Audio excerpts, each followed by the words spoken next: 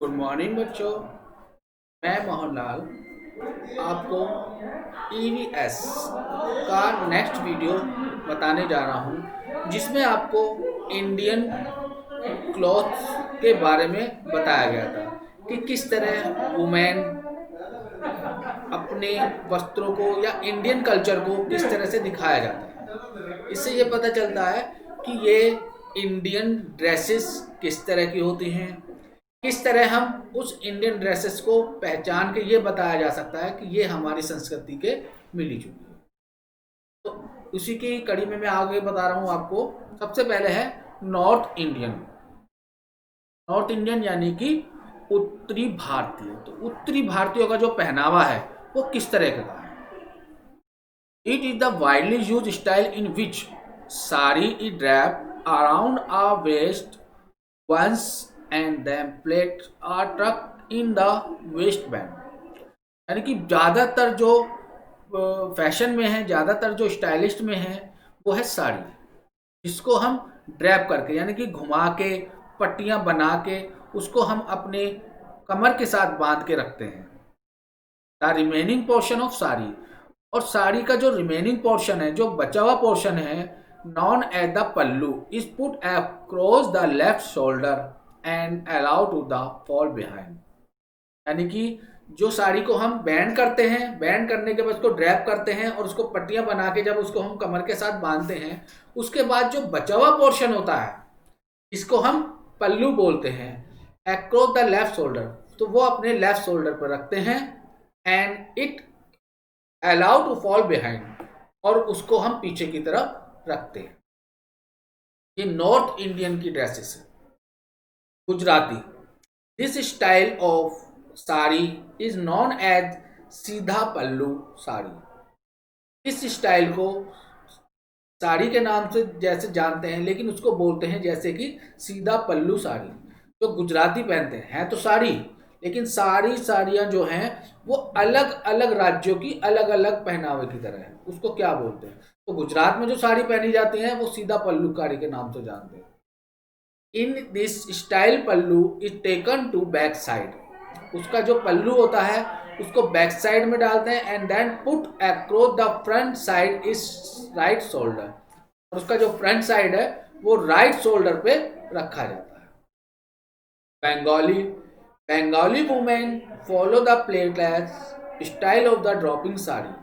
जो बंगाली स्त्रियां जो होती हैं वो प्लेटलेस साड़ी, यानी कि उसका सीधा सीधा पल्लू बांध दिया जाता है, उसमें प्लेटें नहीं डाली जाती, तो उसको ड्रैपिंग साड़ी बोलते हैं। यानी कि उसकी साड़ी को ड्रैप करके यानी कि उसको बांध के उसको किया जाता है। Maharashtrian, the sari of Maharashtrian is usually 8-9 metre. यानी कि महाराष्ट्रन की जो साड़ी जो होती है वो ज़्यादातर 8 से 9 सेंटीमीटर लंबी होती है। इन this style sari is the pass through legs and one portion of the टक in back provide space for greater freedom of movement. जो साड़ी होती है वो लेग से पासिस के होते हुए वन पोर्शन उसका टंग के बराबर में होता है, उसको खींच के पड़ते हैं, और बैक साइड स्पेस और बाकी का हिस्सा खुला रहता है जिसमें उनको पहनने में आसानी होती है। The property of sari resulted in the different type, और साड़ी के जो रिजल्ट हैं उससे डिफरेंट टाइप के होते हैं। यानी कि उसकी जो पॉपुलैरिटी है, जो उसकी प्रसिद्धि है, वो अलग अलग रिजल्ट इसको देती है। ये तो हो गया आपका साड़ी। अब है shawl. The tribal women of the north east, जो उत्तरी पश्चिमी भारतीय जो महिलाएं होती हैं, their woven shawl in traditional design, ये उनके एक व्यापारिक डिजाइन होते हैं जो इनके अपने शॉल होते हैं।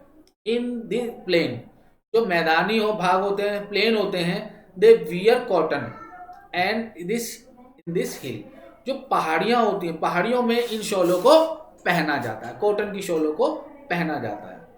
दे वीव वोलन शॉल, जो ऊनी शॉल होती हैं। The design and weaving patterns on the shawl are typical in each state of Manipur, Mizoram, Tripura, Nagaland and Assam. जो ये स्टेट है मणिपुर, मिजोरम, त्रिपुरा, नागालैंड, आसाम, इनमें जो शॉल होते हैं उनके वेविंग पेंट होते हैं, यानी कि अलग अलग पैटर्न के होते हैं। इनको पता चल जाता है ये पहाड़ी इलाकों के हैं, ये वहां के इलाकों के शॉल होते हैं। उनका अपना ही एक पैटर्न होता है, वो सारे पैटर्न उसी तरह के होते हैं इन क्षेत्रों में। Young girls in many state wear long skirt and blouses और सलवार कमीज एंड दुपट्टा। जो युवा लड़कियां होती हैं वो अपने अपने स्टेट के हिसाब से, अपने अपने राज्य के हिसाब से पहनती हैं long skirt, blouse, salwar kameez and dupatta. Long skirt in Gujarat, long skirt Gujarat में, राजस्थान में, और पावाडीज, जिसको पावाडीज बोलते हैं। Whether is formal office environment or family get together, it always emphasizes the grace of the Indian woman। और अलग अलग तरीके के ऑफिशियल एनवायरनमेंट, जैसे जो ऑफिशियल वातावरण के, फैमिली वातावरण के, तो जो वातावरण जिस तरह का होता है, भारतीय महिलाएं उसी तरह के अपने आप को ढाल लेती हैं। चाहे वो ऑफिशियल वर्क करती हैं तो वो अपने रिलैक्स के लिए ऑफिशियल ड्रेसेस पहनती हैं, जो फैमिली में एक साथ रहते हैं तो वो अपने फैमिली के हिसाब से पहनते हैं। But this days is the trend in slightly changing. लेकिन अब ये दिन जो है वो ट्रेंड के हिसाब से धीरे धीरे चेंजिंग हो रहे हैं, यानी कि जो परिवर्तन के हिसाब से जो ट्रेंड चल रहा है उसी के हिसाब से वो वस्त्रों को पहनते हैं। The traditional Indian dresses are paving the way for the ones with western touch.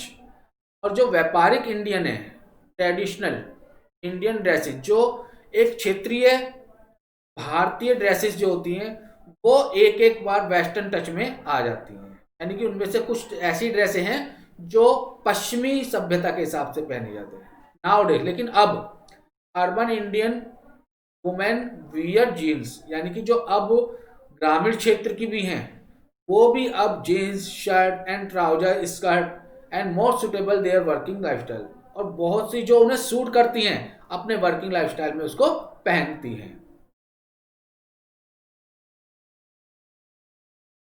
Cloth for mains, ये तो आपको बताया था वुमेन के लिए, कि वुमेन जो है वो अपनी कार्यशैली के हिसाब से, अपने रहन सहन के हिसाब से, जैसे वो जिस क्षेत्र में वो रह रही हैं, चाहे वो ऑफिशियल वर्क कर रही हैं, चाहे वो घरेलू महिला हैं, चाहे वो यंग हैं, चाहे वो एजिड हैं, तो वो जिस हिसाब से उनकी ड्रेसेस स्टेबल होती है, सुटेबल होती है, वो उसी तरह की अपनी ड्रेसों को पहनती हैं। चाहे वो साड़ी हो, शॉल हो, स्कर्ट हो, जीन्स हो, तो उसी के हिसाब से वो अपने आप को ढालती है। अब है क्लॉथ फॉर वुमेन, यानी कि मानव के लिए, मनुष्य के लिए, आदमियों के लिए कपड़े। In cities men wear trouser and shirt. जो शहरों में मनुष्य रहते हैं, आदमी रहते हैं, वो ट्राउजर और शर्ट ज्यादातर पहनते हैं। नॉर्मल ड्रेसेस जो होती हैं, a coat and necktie is worn to at work in winter, यानी कि कोट और जैकेटें जो होती हैं, गले की जो गले तक नेकटिक होती हैं, ये अपने ठंड में अपने वर्क के हिसाब से पहनते हैं। जब ठंड बढ़ती है तो जिस हिसाब के वो वर्क अपना करते हैं, क्या ऑफिशियल हो, क्या घरेलू हो, क्या कहीं आना जाए, चाहे मैरिज में हो, तो वो उसी हिसाब से अपने वस्त्रों को पहनते हैं। या इनफॉर्मल ओकेशन, या जिस तरह का कोई ओकेशन हो, जैसे दिवाली है, होली है, या हम किसी फंक्शन में जा रहे हैं, या किसी बर्थडे पार्टी में जा रहे हैं, या हम किसी दोस्त से मिलने जा रहे हैं, या हम किसी पार्टी में जा रहे हैं, या किसी हम पिकनिक में जा रहे हैं, तो हम जिस तरह के ओकेशनल में जाते हैं, जिस तरह के वातावरण में जाते हैं, तो हम उसी तरह के वस्त्रों को धारण करते हैं। इन विंटर कोट और flower are also worn to keep warm, यानी कि सर्दियों में कोट और फ्लावर और also worn to keep warm, जो हमें गर्मी प्रदान करते हैं, चाहे कोट हो, चाहे स्वेटर हो, चाहे जैकेट हो, तो ये इस तरह के जो कपड़े होते हैं सर्दियों के, वो हमें गर्मी को प्रदान करते हैं। कुर्ता पैजामा इज वर्न इन हरियाणा, कुर्ता और पजामा जो है हरियाणा में पहनते हैं, उत्तर प्रदेश में, एंड ईस्टर्न स्टेट और पश्चिमी स्टेटों में, पूर्वी राज्यों में। तो इन राज्यों में जो पहनते हैं वो कुर्ता पैजामा पहनते हैं, जो रिलैक्स के लिए होता है, जिसमें हमें किसी तरह की कोई कठिनाई नहीं होती, कोई हमें परेशानी नहीं होती। वो हमारे लिए एक सुटेबल वस्त्र हैं, ताकि उसे हम हर तरीके के समय में धारण कर सकें। क्या वो ठंड में भी हो तब भी हम उसे नाइट सूट के हिसाब से कुर्ता पजामा को पहन सकते हैं। तो वो हर स्टेट का, हर राज्य का, हर शहर का अलग अलग वातावरण होता है, तो उसी हिसाब से हम अपने वस्त्रों का चुनाव करते हैं। अगर हम पहाड़ी इलाकों में रह रहे हैं तो पहाड़ी इलाकों के लिए हमें ऊनी वस्त्र, गर्म वस्त्र, तो इस तरह के कपड़े पहनते हैं। और अगर हम मैदानी भागों में रह रहे हैं तो मौसम के हिसाब से हम कपड़ों का चयन करते हैं। बहुत अधिक ठंड है तो हम गर्म वाले कपड़े पहनते हैं, बहुत अधिक गर्मी है तो हम गर्मी वाले कपड़े पहनते हैं। और अगर बरसातें आ रही हैं तो हम उसी हिसाब से रेन कोट या जैकेटें जो उस पानी से हमको बचाती हैं, तो उसी तरह से हम अपने वस्त्रों का चुनाव करते हैं। तो आज के लिए आपको इतना ही, बाकी आपको नेक्स्ट वीडियो में समझाया जाएगा। Thank you.